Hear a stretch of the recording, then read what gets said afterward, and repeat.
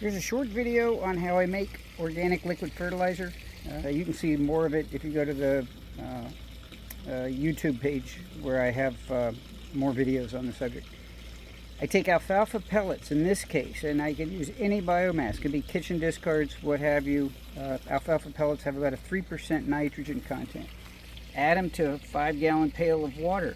Let it soak for about 10 days in warm weather. That'll create an anaerobic leachate filled with the nutrients from that biomass.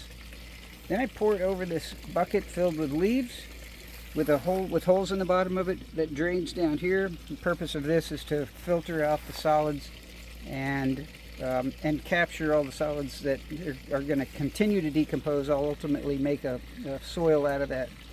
And then I take a portion of that leachate, about a gallon and a half, put it in this bucket of water, and it's ready to use to fertilize the garden.